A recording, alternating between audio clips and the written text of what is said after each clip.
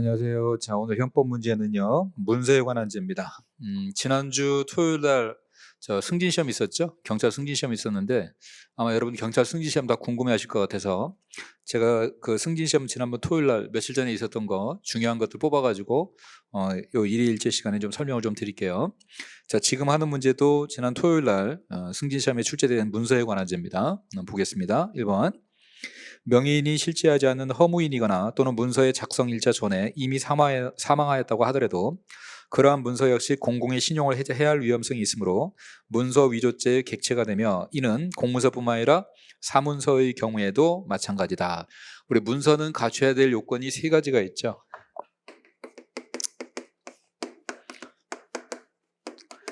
이 개보중 세 가지가 필요한데 하나는 계속적 기능, 하나는 보장적 기능, 하나는 증명적 기능이 있어야 됩니다. 이 계보중 세 가지가 필요한데 이 세 가지는 첫 번째는 계속적인 의사표시가 있어야 된다. 그래서 의사표시가 계속적이어야 되기 때문에 방금 없어져 버리는 거, 금방 있다가 없어져 버리는 거, 모래에다가 모래사장에다가 썼던 거 이런 거 안 되는 거. 특히 중요한 게 컴퓨터의 파일, 화면에 나와 있는 뜨는 거 이런 걸 문서로 보지 않아요. 계속적인 게 아니기 때문에. 보장이라는 건 뭐냐면 이 의사표시가 누구의 의사표시인지를 증명할 수 있어야 된다는 겁니다. 아, 이 문서는 누가 작성했구나, 누구의 의사표시라는 걸 알 수 있어야 된다는, 그래야 문서로 인정해 주고요. 또 하나는 이 의사표시를 통해서 권리 의무와 사실을 증명할 수 있어야 된다는 겁니다. 이렇게. 자, 이 세 가지 기능을 가져야 문서예요. 자, 근데 문제가 된 게 뭐였냐면 요게 문제가 됐어요. 하나. 자, 이 문서는 누구의 문서인지를, 누구의 의사표시인지를 확실히 알 수 있어야 된다. 그래서 우리 과거에 우리 판례는 죽은 사람이 무슨 의사표시 할 수가 없잖아요. 그래서 사망자라든지 허무인 명일 때는 인정 안 했는데 최근에 이걸 인정해주고 있죠. 왜냐하면 어쨌든 사망자든 뭐 허무인이든 그 사람이 의사표시 했다고 볼 수 있다는 거죠. 한번 이렇게 쓰면 되잖아요. 문서 작성자를 세종대왕, 이미 죽으신 분이죠. 세종대왕 이름으로 문서를 작성할 수 있냐? 작성할 수 있죠. 여기다가 연도를 세종대왕께서 살아계실 때 정확히 언제인지 모르겠네. 1300년도인가? 하여튼 1300 몇 년 그때로 써버리시면 이건 세종대왕이 작성한 것이 돼버리잖아요. 이렇게. 그래서 이게 누가 봐도 이거 세종대왕께서 작성한 게 맞나? 이렇게 믿을 수가 있다라는 겁니다. 그래서 사망자나 허무인 명의로 해도 이 문서를 인정해 준다는 거, 특히 사문서를 인정한다는 거 중요한 겁니다. 옛날에 사문서 인정 안 했었는데, 그래서 공문서뿐만 아니라 사문서의 경우에도 다 허무인이나 사자 이름으로 돼 있어도 위조죄의 객체가 된다는 거 기억하시고. 자, 2번. 문서가 원본인지 여부가 중요한 거래에서 문서의 사본을 진정한 원본인 것처럼 행사할 목적으로 다른 조작을 가함이 없이 문서의 원본을 그대로 컬러 복사기로 복사한 후 복사한 문서의 사본을 원본인 것처럼 행사하는 이는 문서 위조죄 및 동행사죄에 해당한다. 자, 보통 우리가 문서를 위조해서 복사를 해서 주게 되면 행사죄라고 그래요. 근데 이거는 복사한 것 자체가 위조가 돼버릴 수 있다는 겁니다. 복사한 게 왜 위조가 되느냐? 원본이라는 게 중요하다는 겁니다.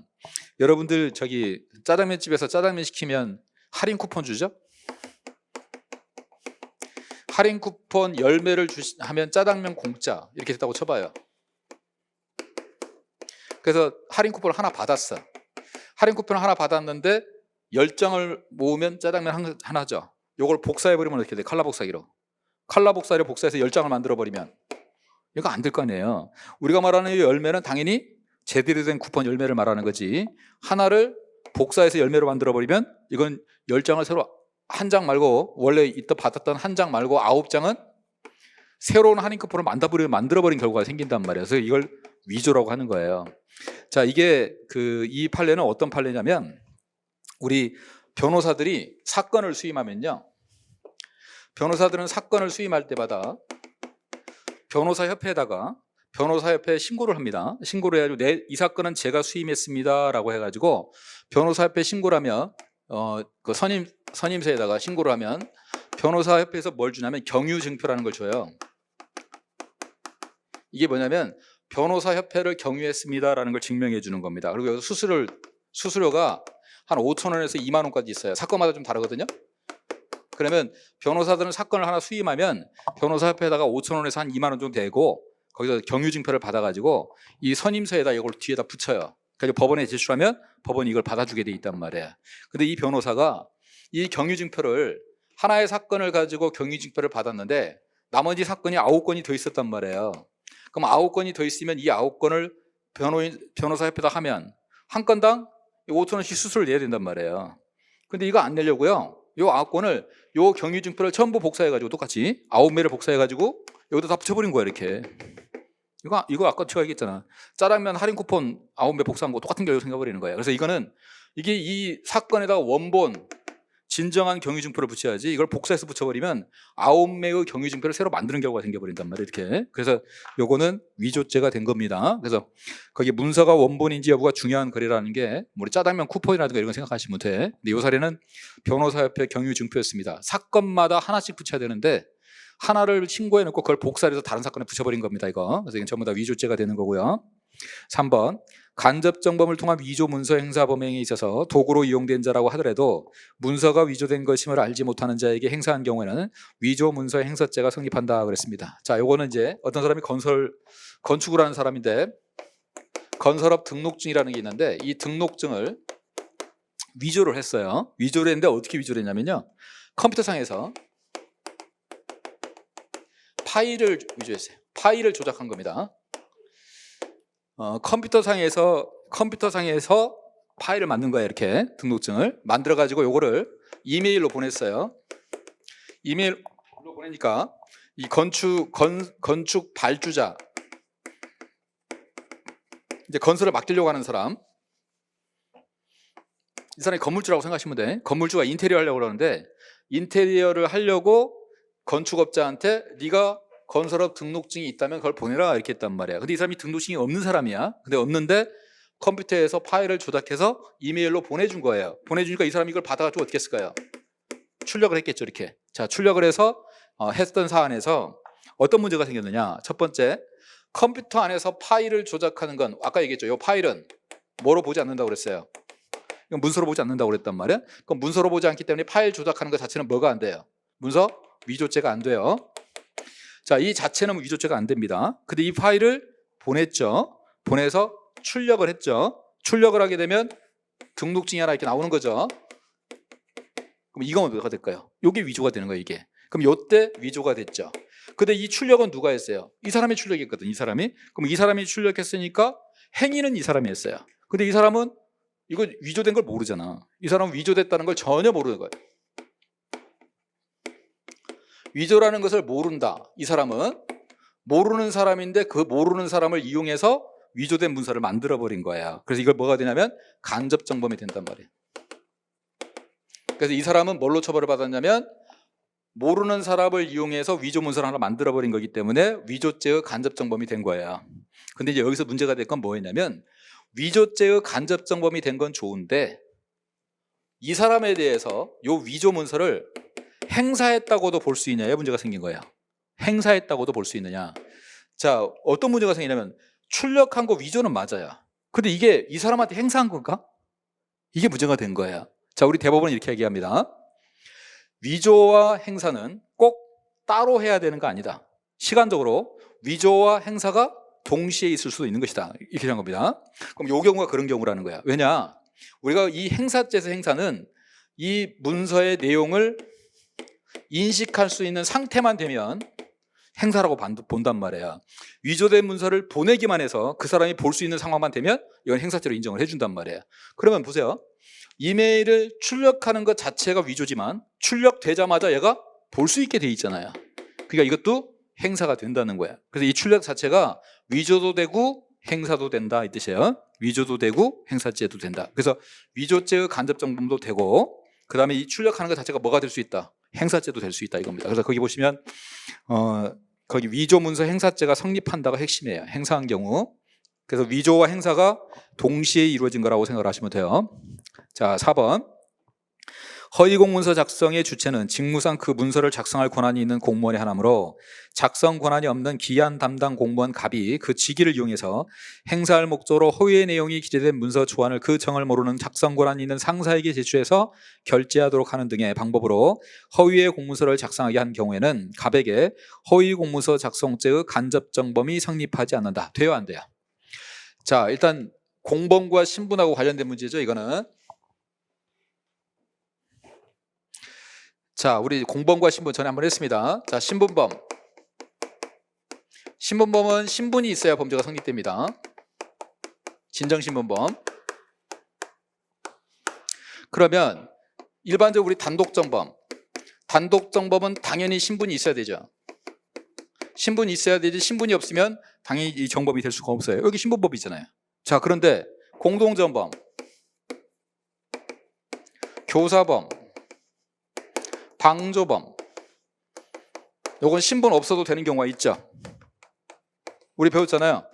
33조에 의해서 어떤 경우 B가 신에게 진정으로, 요건 33조 본문에 의해 가지고 신분이 없는 사람도 신부범이 될 수 있잖아. 그래서 비신분자가 신분자에게 공동정범, 가공을 하거나 교사를 하거나 방조를 했을 때 그 범죄가 진정신부범이면 이게 된다고 그랬단 말이에요.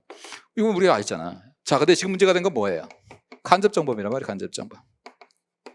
그럼 간접정범은 신분이 없어도 될 수 있느냐? 안 된다는 겁니다. 왜?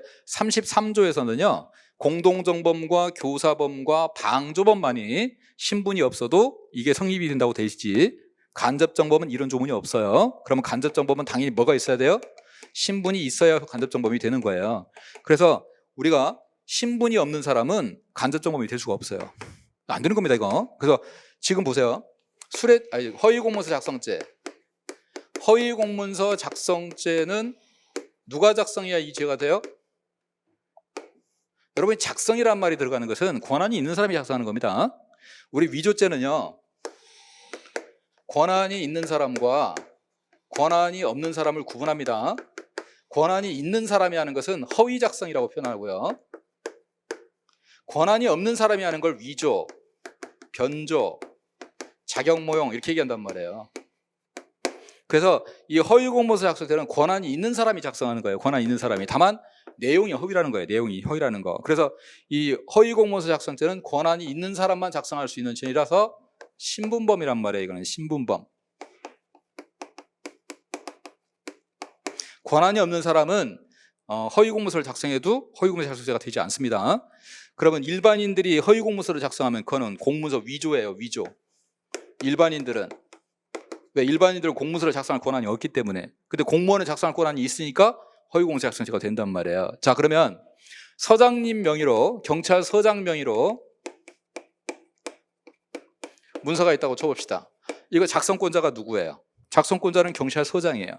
그럼 경찰서장이 허위로 작성하면 이주가 돼요. 자, 근데 문제는 뭐냐? 경찰서장 명의의 문서를 위경사가 성이 위씨야. 왜? 제가 위조하는 걸 얘기하려고. 위조해요. 위경사가 이걸 작성을 했어요. 작성하는데 누구 명의로? 경찰서장 명의로. 이거 무슨 죄가 될까요? 위경사가 경찰서장 명의로 작성하면, 자, 두 가지입니다. 서장의 결재를 받았다. 서장의 결재를 받았으면 서장이 작성한 것이 돼요. 서장이 작성한 것이 됩니다. 다만 이 내용이 허위야. 허위. 그러면 서장을 이용해서 허위공문서를 작성하게 만든 겁니다. 근데 서장의 결재를 안 받으면 이거는 서장이 작성하다 할 걸 권한도 없는 위경사가 작성하기 때문에 이건 위조예요. 이거는 공문서 위조입니다.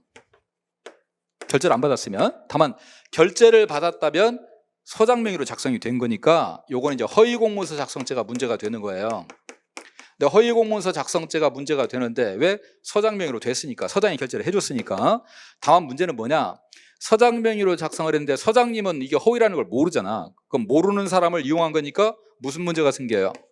간접정범이 될 수 있냐의 문제가 생긴단 말이에요. 그러면 이 간접정범은 제가 얘기했죠. 뭐가 있어야 된다고요? 신분이 있어야 된다고. 그 신분이 있어야 되기 때문에 요 위경사가 과연 이걸 작성할 수 신분이 있느냐?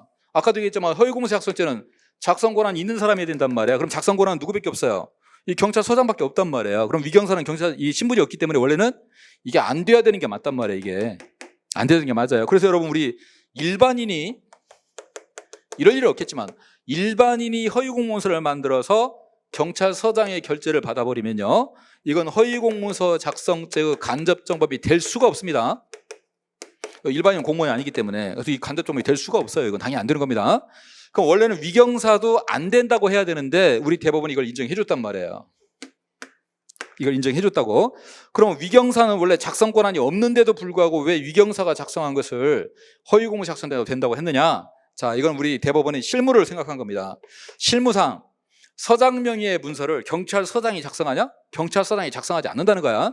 실제로는 다 실무자가 작성하고 결재를 받도록 돼 있다는 겁니다. 그러면 형식적으로는 서장 명의지만 실질적으로 작성하는 사람은 누가 작성해요? 위경사가 작성한다는 거예요. 그래서 위경사를 실질적 작성권자다 이런 말을 써준다고. 이게 보조공무원이에요. 보조공무원. 보조공무원은 원래 형식적으로는 서장이 작성 권한을 갖고 있지만 위경사도 실질적으로는 위경사가 다 작성해서 결재를 받지 않느냐. 그러니까 위경사도 실질적인 작성권자로 봐주자. 그럼 작성권자가 되니까 신분이 인정이 되는 것이고, 그래서 뭐가 될 수 있다? 간접정범이 될 수 있다 이렇게 얘기하는 거예요. 그래서 원래 간접정범은 신분이 있어야 됩니다. 신분이 없으면 안 되는 거예요. 그래서 일반인들은 허위공무서 작성죄에 간접정범이 될 수가 없는 거예요. 그래서 여러분 일반인이 공무원을 속여가지고 이런 거 만들면 이게 안 돼. 허위공무서 작성죄 간접정범이. 그러니까 안 되니까 이걸 처벌하기 위해서 만든 죄가 뭐였어요? 그게 공정증서 오모 부실기재란 말이에요. 이렇게 처벌을 못하니까. 그래서 공정증서 오모 부실기재로 일반인을 처벌한단 말이야. 근데 요거는 이 위경사가 비록 서장은 아니지만 우리 실무상 위경사가 다 작성하지 않느냐. 실제로 작성하고 결재만 받기 때문에 위경사를 뭐로 인정해주자? 작성권자로 인정해주자는 거야. 그래서 앞에다 뭘 붙이냐면 실질적 작성권자다 이런 말을 써준단 말이야. 그래서 실질적인 작성권자니까 신분이 있다고 보자. 신분이 있으니까 뭐가 될 수 있다는 거야? 간접정범이 될 수 있다는 거야. 그러니까 그래서 여러분 이거 사실은 기본기로 푸는 거예요. 이거는요. 이 허위공무서 작성죄 간접정범을 굉장히 어려워하시는데 간단하게 생각하면 돼요. 정범은 신분이 있을 때만 된단 말이에요. 간접정범도 정범이라니까. 그럼 뭐가 있어야 돼? 신분이 있어야 돼. 그럼 공무원이라는 신분이 없어버리면 그건 허위공무서 작성죄 간접정범이 될 수가 없는 거예요. 그리고 권한이 없으면 이게 안 되는 거야. 다만 보조공무원을 서장은 아니지만 보조공무원은 실질적으로 이 사람이 실제로 작성을 하니까 실질적인 작성권자라고 인정을 해줘가지고 요 신분을 인정을 해주는 거예요. 그래서 보조공무원에 한해서만 허위공무서 작성죄의 간접정범을 인정해주는 거예요. 알겠죠? 그거 기억하시고. 그리고 우리 배웠잖아요. 공동정범, 교사범, 방조범 다 할 수 있어요. 그럼 이거 한번 볼까요? 서장이 허위로 알면서 작성해줬어요. 서장이 허위라는 걸 알면서 결재를 해줬단 말이에요. 이렇게 서장이. 그럼 이거 무슨 죄가 될까요? 이건 서장은 권한이 있는 사람이잖아. 그럼 이건 허위공무서 작성죄가 돼요. 서장이. 당연히 되죠. 그러면 작성한 위경사는 뭐가 될까요? 이건 간접정범이 아니지. 왜냐하면 서장이 알고 작성했으니까. 그럼 여기에 대해서 뭐가 되냐면 공동정범이 되는 거예요. 공동정범. 서장하고 위경사하고 둘이 짜고 허위를 작성했다 그러면 공동정범이 돼버리는 거예요. 근데 지금 우리 사례 같은 경우는 서장은 모르고 있잖아. 허위라는 걸. 모르고 결재를 받았기 때문에 간접정범이 되는 것이고, 둘이 공모를 해서 허위를 작성했으면 그거는 공동정범이 되는 것이고, 공동정범은 원래 33조에서 신분이 없어도 되니까 달성이 되는 거고, 간접정범은 원래 신분이 있어야 되는데 위경사를 실질적 작성권자로 인정해서 인정해 주는 것이고, 이렇게 되는 거예요. 그래서 이 내용들은 신분의 개념을 정확하게 아시면 문제가 될 거 없습니다. 그래서 거기 허위공무서 작성죄 간접정범이 성립하지 않는다가 틀린 겁니다. 보조공무원은 간접정범을 인정해 준다. 실질적 작성권자, 이 개념을 좀 머릿속에 넣어두시면 돼요. 자, 그래서 답은 4번입니다. 자, 수고했습니다.